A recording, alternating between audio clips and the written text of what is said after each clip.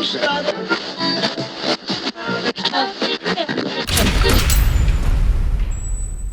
Mike, Sure. it's good to catch up and find out a bit about Stained because it's been a long time in between albums, 12 Yes. years in Yeah. between albums. But, you know, it hasn't been 12 years in between albums for you because you've had a No. couple of other projects in that time.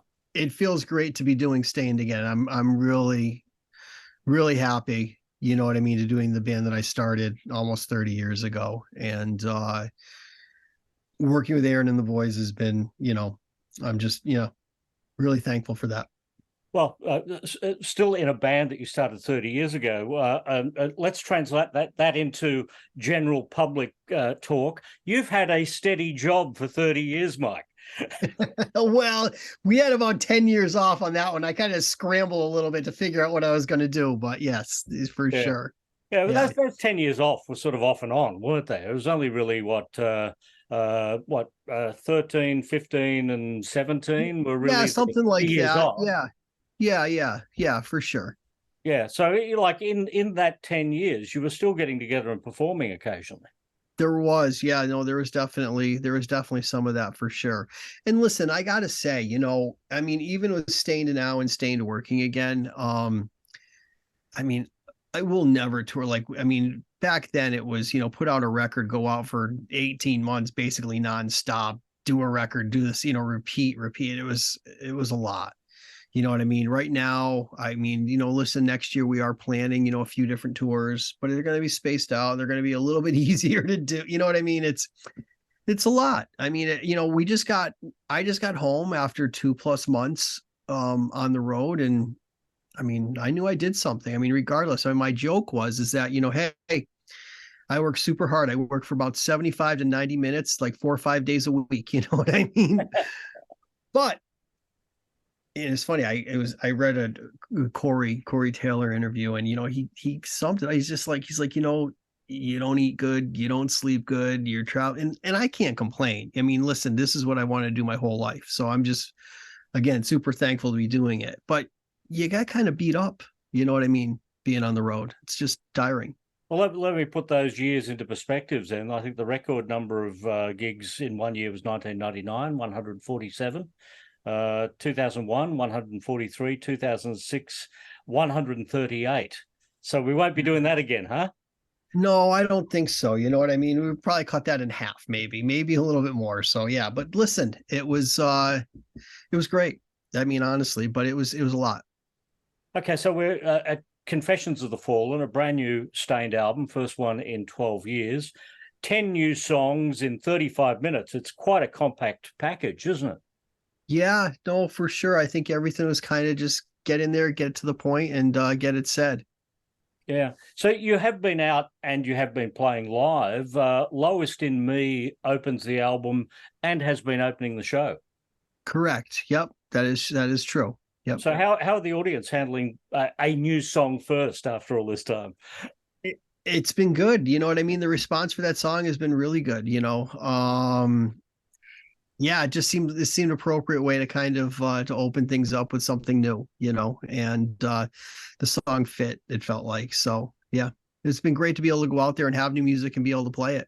Obviously, you haven't all got back together and recorded a new album just to perform one song live. No, that is correct. I'm assuming that the set list is going to grow with the new album over the next. Yes, that is correct for sure. Definitely. Yes. So where's it heading? What's in the heads of you and Aaron, and what do you think will become the new songs to go in the 2022? Well, I mean, listen, so Here and Now in the States is the next single. So I mean, you kind of got to put those in there. You know what I mean? And then from there, I mean, we had worked up Cycle of Hurting. We were playing that. But we actually never played it live. We never got it, but we were able to play it. And yeah, so we're gonna have to figure that out. But I mean, I'm sure those two will definitely be in there. Is there a lot of debate that goes into the curation of a Stained set list? there's definitely a little bit of back and forth trying to figure it out and figure out what makes sense. When we did this past summer, a lot of it was really kind of based upon what songs were singles, and that we kind of based it upon that. And we did a couple of other things, for us that we wanted to do as well. Yeah, because the big Stained momentum happened in 2001 with the Break the Cycle album, but you have been going back to Dysfunction for a couple of songs. Oh yeah, no, for sure, definitely, yeah, definitely. That's kind of where it all started. I mean, we spent, you talk about that 1999, that all those gigs were spent playing just those songs. It wasn't the huge album that, like after that, you had a trio of 3 in a row #1 albums in America, which is absolutely huge. Dysfunction wasn't that big. So how recognizable are the songs? Did you find that, when you had those 3 #1 albums in a row, that the audience went back and rediscovered or discovered Dysfunction as well for the first time? I don't know. I mean, for us, I mean, that record, still sold, over 1 million copies. So, I mean, it took a minute, and it might not have been as, some of those songs, but still Mud Shovel off of that album gets the one of the biggest responses of the night. That's really kind of, I feel like people really, know that song. And if you look back at all those shows that we played, there's never been a show that we haven't played that song because that was actually on Tormented, our first record. So I want to say since like 96, we've probably not played a show without playing that song. Isn't it interesting that you're opening the show with your newest song and ending with your oldest? Yeah. Yeah. So should it be the other way? I don't know. Maybe we'll change it. I don't know. Oh, no. No criticism. No criticism. Now you got me thinking. How often do you juggle the set list? You kind of change it before a tour, but when we went out, so when we were out with Godsmack, which we did a tour with this summer, it was pretty much the same, I think, the whole tour. But then we had some headlining shows where we got to add some more songs in because we were playing a little bit longer. So, and even in that, we kind of changed that up a little bit, I think, throughout. But I mean, a lot of it is like for us with this tour, we have video content that's going, and you have a light show that's programmed. So it's not always as easy that I'm just going to change a song or throw a different song in there. There's all this other production stuff that kind of goes along with it. So yeah, I mean, it's, once we kind of set it in there, and we'll have some other ones that stuff is done for that we can kind of interchange as well. So, but it probably doesn't change too much. Yeah. When the band got back together again in 2016 and 2018, I think, or 17, was there any talk of doing a new album at that point? Yeah, there was talk of new music from early on, and I want to say, I think we signed the record deal in 2019. I want to say, yeah, right before COVID, I think we signed it. So how long has Confessions of the Fallen been in the making then? Oh, geez. I mean, it's funny. There's a couple of songs on there, those riffs I had kicking around for a while. A lot of it though was written on that Corn tour in 2021. So, Lowest in Me was written in there. Here and Now was written on that tour. Yeah, a lot of them were written on that tour, but there's a couple that had been kicking around. God, I can't remember the names of the songs. It's terrible because I know what the working titles were and I don't remember what they turned into.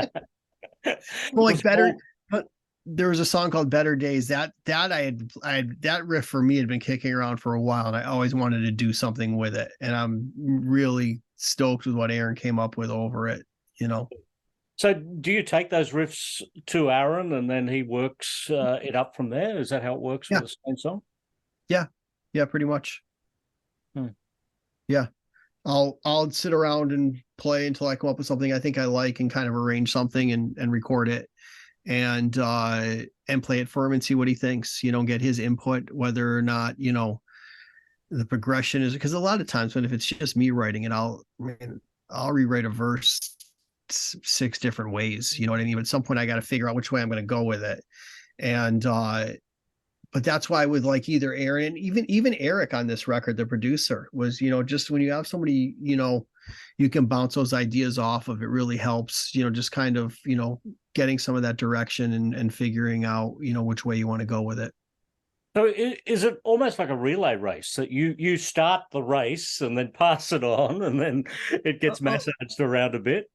A little bit of that. Yeah. I mean, listen, everybody's got to be happy with what it is and what the arrangement is. So, but yeah, like I'll write something all the way through and then we'll just kind of, start with that as the basis for it. And then, if changes need to be made or, parts need to be changed or moved around. I mean, Aaron's great for taking like a bridge that I wrote and making it the verse, and then taking the verse and making it the bridge, and you know what I mean, that type of thing. So, yeah, so those types of things happen. So when did this album solidify into the title, Confessions of the Fallen? That title track became the title of the album, and suddenly, I guess you would have seen a structure to the album around that point. Sure, that was this year. That was like, I mean, I remember, yeah, I remember getting mixes and going through all that stuff probably like in March of this year. Yeah. Yeah. So last time we saw you in Australia was the Soundwave tour Right. of 2012. That must have been a lot of fun too. It was. System of a Down, Slipknot, Limp Bizkit, Bush, Marilyn Manson, Lamb of God, Machine Head, Bad Religion. That sounds like party mode, Mike. Yeah, not so much for me, but yeah, it was, and that was like a traveling circus. Definitely. I mean, it was definitely, I mean, that whole thing just, picked up and moved all around the country. And yeah, it was great. It was really a lot of fun. Because the first time we saw you down here was 2006, and that was more of a pub tour. It was, and it was just Aaron and I acoustic. Yeah, we just did, and it was only a few shows, and it was, but that was fun. I mean, it was just kind of a different interpretation. It was really kind of us just be able to get there and play, just because, as I said, it's not easy to get to Australia for us. You know what I mean? It takes quite a bit. Yeah. In the last 10 years, you've been doing Saint Asonia, the other band you had with Adam from 3 Days Grace. 2 albums came out of that. What's the status of that project? Those guys have gotten a replacement guitar player because I've been doing the Staind thing, Tavis. So it's basically Art of Dying, which was, he played in, and Kale and Cody, those guys were in that band. And Adam, actually it was funny. One of the last Staind gigs, those guys played with us, and it was great to see them and great to play with them, and they sounded great. But just put out 2 EPs also, like in the last year, and they're going out on the road. Actually, I think next week they start a tour, and I'm unable to do it because we have Staind commitments. And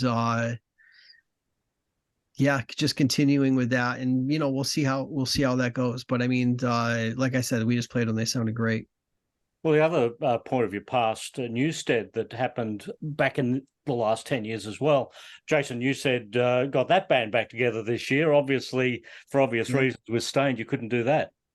Yeah, no, for sure. Yeah, he reached out and said, "Oh, we got this," and he had a friend of his who was playing guitar. I'm like, dude, that's fantastic. I'm just stoked that he's playing and doing that again. I mean, it was yeah, it was really a great opportunity to play and hang out with Jason. I really enjoyed it. Just a beautiful guy, and super talented. You know what I mean? Really.